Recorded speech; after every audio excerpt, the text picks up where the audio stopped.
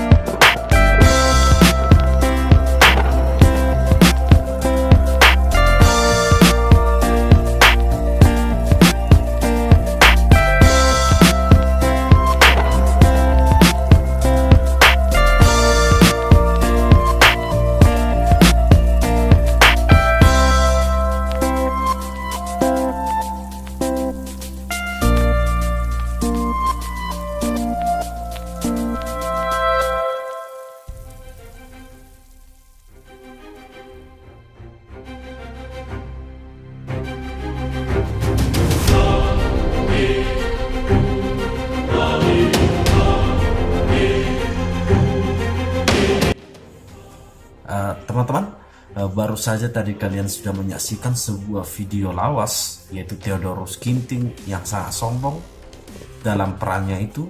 Lalu kemudian pelatih Barcelona saat ini Ronald Koeman yang juga sangat sombong. Hari ini, pada kesempatan ini kita berbicara tentang sebuah kesombongan dalam dunia ini. Teman-teman, fakta yang harus kita ketahui adalah hampir semua dari kita saat ini di dunia ini membenci kesombongan. Hampir semua. Tetapi fakta yang berkebalikan, berseberangan kemudian adalah walau hampir semua manusia membenci kesombongan, tapi pada akhirnya, pada kenyataannya, banyak dari kita yang justru sombong. Sangat berkebalikan. Banyak yang membenci, tetapi banyak yang suka menjadi orang sombong. Teman-teman, seperti Theodorus Ginting yang kita lihat, itu adalah sebuah kesombongan yang ditunjukkan secara vulgar kepada kita. Juga Ronald Koeman tadi. Tetapi ada yang mau kita pilah-pilah bahwasanya kesombongan itu sebenarnya ada dua bentuk menurut saya. Paling tidak yang pertama adalah bentuknya yang dibentuk dan satu lagi yang terbentuk. Artinya kalau dibentuk itu berarti sebuah kesengajaan.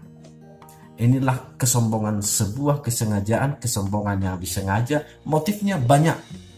Yang pertama yang seringkali adalah motifnya motif ekonomis. Jadi ini motif bisnis. Jadi dalam hal ini kesombongan bukan menjadi bakat atau karakter alami. Lalu yang kedua yang terbentuk. Ini yang menurut saya adalah bakat alami dan inilah yang harus kita benci. Kalau yang pertama bukan berarti saya bilang tidak dibenci. Pada akhirnya semua orang sama benci itu. Tetapi fakta yang harus kita ketahui, orang sangat membenci kesombongan. Maka manakala orang sombong itu tumbang atau kecelakaan atau kemudian terpuruk, banyak orang yang merasa berhak untuk memakinya. Banyak orang yang merasa berhak untuk menghukumnya. Benito Mussolini ketika kemudian pada masa kerajaannya, dia sangat berjaya, lalu dia berhak seakan-akan untuk membunuh semua orang. Tetapi ketika di akhir kerajaannya, semua orang merasa berhak untuk meludahi mayatnya. Jadi kesombongan pada akhirnya memang berakhir pada kebencian. Itu yang pertama. Soal Theodorus Ginting, apakah itu yang dibentuk atau memang yang terbentuk? Dalam pikiran saya adalah itu yang dibentuk. Karena dalam berbagai artikel yang saya baca, secara prinsipil, secara naluri, secara kejiwaan, Theodorus Ginting adalah orang yang baik, ramah. Jadi karakter yang ditonjolkan yang ada dalam MEA, dunia gulat, dunia pertinju, dunia perkelahian itu, di TV One, itu adalah karakter yang dibentuk. Dia bukan dia sendiri. Itu ibaratnya karakterisasi. Bahwasanya untuk menjual dirinya ke panggung dunia seperti itu, memang dia harus seperti itu. Sama seperti McGregor. Jadi bukan bakat alaminya.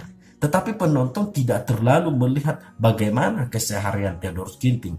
Yang dia lihat adalah bagaimana Theodorus Ginting menjual dirinya dengan kesombongannya. Maka ketika dia kalah, banyak orang yang membuli dia.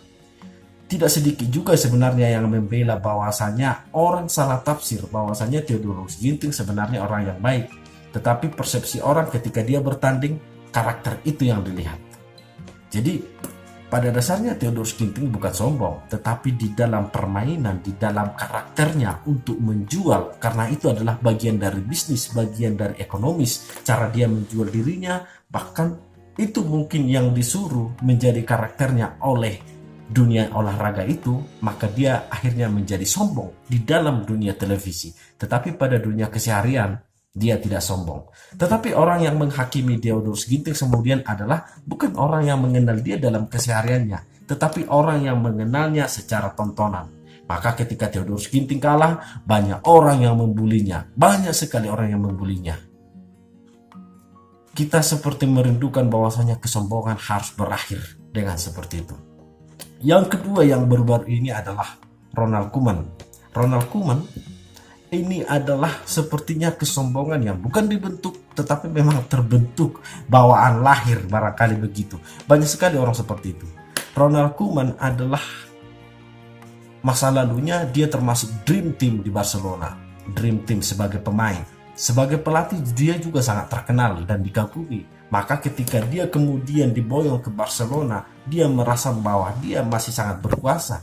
Maka sekelas Luis Suarez, pemain nomor 2 di Barcelona saat ini, saya pikir dia pecat hanya melalui telepon. Itu adalah bukti kesombongannya bahwasanya saya sangat berkuasa saat ini. Maka siapapun bisa saya pecat, bahkan dengan cara saya sendiri yang tidak biasa, yaitu menelepon Luis Suarez bahwasanya dia tidak dipakai lagi, seperti yang kita lihat. Tetapi teman-teman, kesombongan selalu punya eranya masing-masing. Tidak selamanya manusia berputar. Tidak selamanya manusia berada di atas. Dunia ini secara alamiah berputar. Maka ada siang, maka ada malam. Kalau berputar, maka kita suatu saat ada di atas, kita suatu saat ada di bawah. Jadi jika kalian saat ini merasa ada seseorang yang sombong, yakinlah suatu saat dia akan mengalami posisi di bawah dan kita di atas. Jadi kita hanya perlu bersabar. Jadi bagi orang sombong yang mungkin saat ini sedang berkuasa, satu hal yang harus kalian pahami bahwa kekuasaan tidak mutlak di dunia ini. Sama seperti Ronald Koeman yang tadi itu, dia menelepon bahwasanya dia hanya dia yang bisa memecat siapapun, bahkan orang yang sudah sangat legendaris di situ. Dalam jumlah torehan gol, Luis Suarez lebih hebat daripada Ronald Koeman. Tetapi dia merasa otoritasnya lebih kuat saat itu, maka dia meneleponnya dengan tinggal telepon pecat. Tetapi dunia selalu terbalik, selalu berputar. Maka hari ini seperti kalian saksikan, Barcelona habis oleh Atletico, bahkan dihabisi oleh Luis Suarez. Seperti Anda lihat, Luis Suarez kembali menelepon. Itu artinya bahwasanya kesombongan punya masanya sendiri, bahwasanya dunia ini berputar, bahwa pada hakikatnya kita memuji kesombongan, tetapi fakta yang berkebalikan, banyak dari kita justru yang sombong. Mungkin termasuk saya.